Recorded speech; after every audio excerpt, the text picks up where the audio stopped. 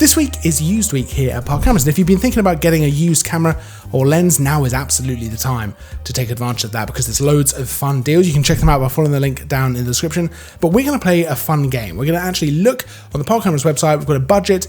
I think we're going to go for £1,500, £1,500. We're going to go for a nice landscape setup. So at least one camera, one lens. Probably one camera, right? But maybe more than one lens if we can afford it within the budget. You can play along at home. I'd love to know your pick for what you would go for. Let's dive in. So we've got the Park Cameras website open here. Let's go to the used section where we are going to start, I think, by looking at cameras. Now, £1,500 means that we can get probably a pretty nice camera here with at least one lens. Now, there's a few cameras I've already kind of got in mind. I haven't looked already. This is completely unscripted, so I'm actually genuinely looking now. Probably have to edit this a little bit, but let's have a look at see what we could find. Now, immediately, actually, to keep it well under budget, something like the Canon 80D is such a great APS-C camera. I really, really like the camera. I used to own that camera, probably why I'm drawn to it right now. That's $494, and that gives you quite a nice camera. But you know what? Let's carry on, because I think we can get a better camera than that given the budget that we've got. But that is a great option, especially someone if they wanted to keep it under £1,000, let's say.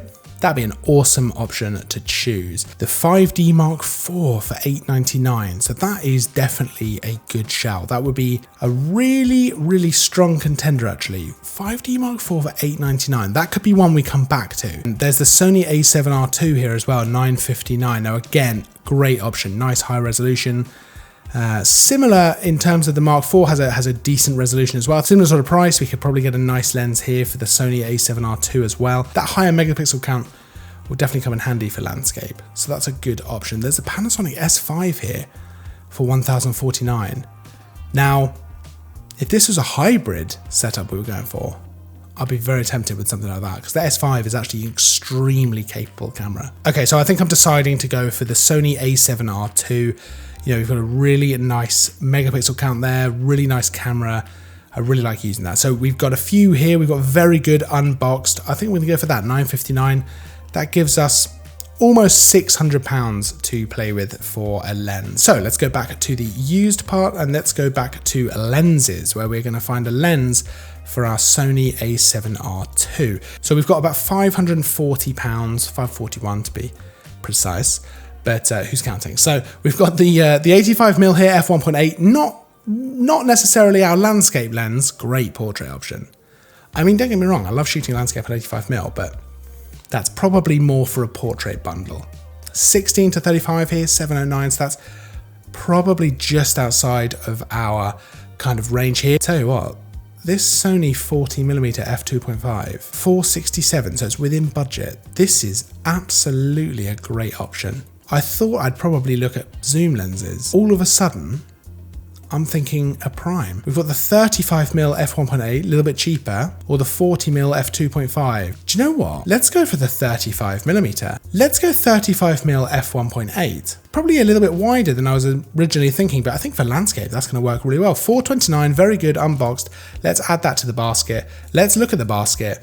We've gone for one camera, one lens. We've got the Sony A7R II. We've got the Sony 35mm f1.8.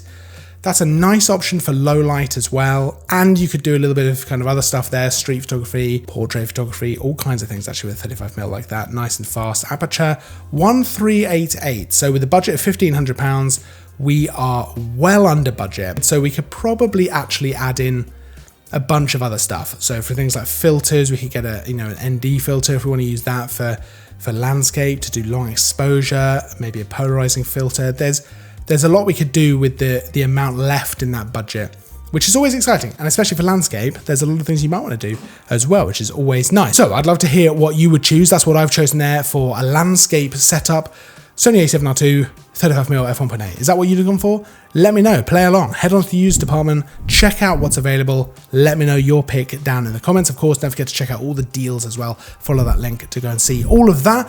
And all that's left for me to say is, as always, thanks for watching.